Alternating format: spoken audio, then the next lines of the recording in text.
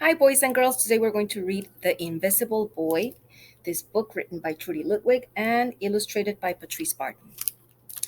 Do you think he has a special superpower, and that is to make himself invisible?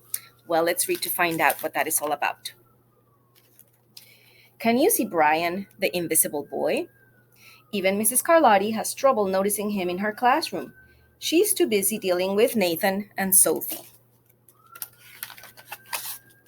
Nathan has problems with what Mrs. Carlotti calls volume control.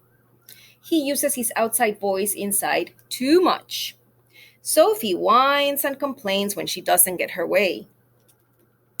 Nathan and Sophie take up a lot of space. Brian doesn't. When the bell rings for recess, Micah and JT take turns choosing kids for their kickball teams. The best players get picked first. Then the best friends of the best players. Then the friends of the best friends. Only Brian is left still waiting and hoping. Feeling invisible, right? Has that ever happened to you? How does that make you feel? JT glances in Brian's direction and just as quickly looks away.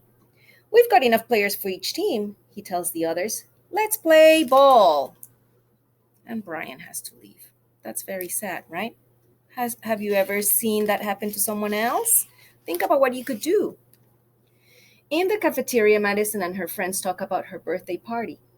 The rope swing over the pool was awesome, says JT. Yeah, so was the water slide, adds Fiona. That was the best pool party ever. I'm glad you guys had fun, says Madison. Everybody did, except for Brian. He wasn't even invited. That's not nice, right? At choosing time, while the other kids play board games and read, Brian sits at his table doing what he loves to do best. He draws fire breathing dragons scaling tall buildings. Look at this one. Thank you for toasting my marshmallow, says this guy. Space aliens locked in intergalactic battles. I got you now. Greedy pirates digging for treasures. Arr, crackers! Yay, says the parrot. And superheroes with the power to make friends wherever they go. Hi, friend. Have a cookie. Very talented, right? He's such a good artist. On Monday morning, Mrs. Carlotti introduces Justin, a new student, to the class. Brian smiles shyly at him. Some of the other kids sneak looks at Justin, trying to figure out if he's cool enough to be their friend. They haven't quite made up their minds yet. I wonder why these kids keep doing that, right?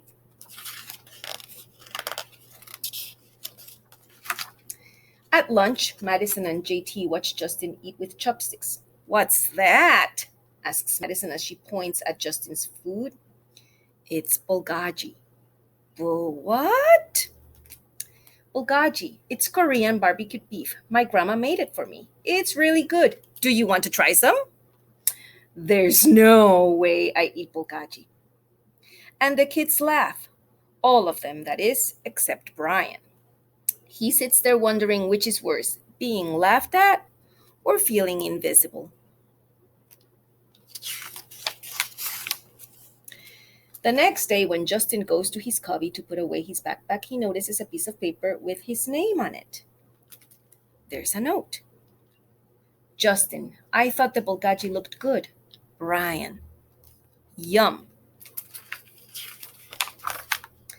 At morning recess, Brian finds a piece of chalk on the ground and starts throwing away. You're Brian, right? Says Justin. Yeah. Thanks for the note.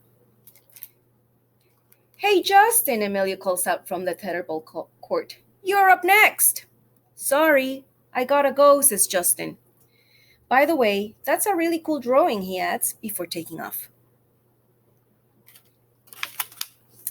Back in class, Mrs. Carlotti asks the kids to team up in twos or threes for a special project. The kids scurry around the room to pair off. Brian heads toward Justin. I'm already with Justin, says Emilio. Find someone else. Again, not very nice, right? Brian looks at the floor, wishing he could draw a hole right there to swallow him up. Mrs. Carlotti said we can have up to 3 people in our group. We're only 2. Come on, Emilio, let him work with us, says Justin. Okay, I guess. Looks like Justin is such a nice kid, right? Mrs. Carlotti gives the class directions for the project. Your assignment is to work together to write a story about what you see in this photograph. Use your imagination and have fun.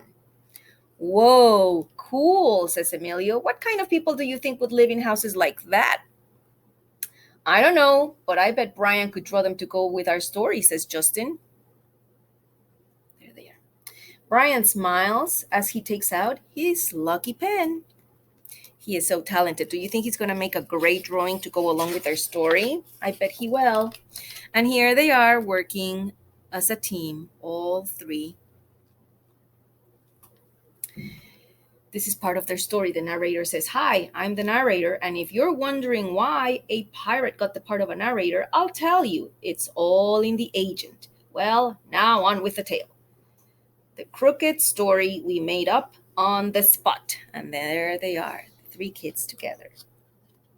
Brian looks very happy, not invisible anymore, right? It's lunchtime again. Brian's least favorite part of the day. Another 20 long minutes of kids talking and laughing with everyone else but him. "Brian!" He hears someone shout. "Hey, Brian, over here!" It's Justin. Brian turns and sees Justin waving him over. Emilio nods at Brian as he makes room for him at the table. Maybe, just maybe, Brian's not invisible after all. "Cookie?" says Justin. "Thanks," says Brian. What a nice kid Justin is, right? Hopefully the other kids will learn to be like Justin. Nice, friendly, kind to everyone. No need to exclude anyone. Think about how that made Brian feel, and would you like that to happen to you? No one would like that. I hope you enjoyed The Invisible Boy, and I hope you learned something new, and remember to always be kind. Bye-bye now.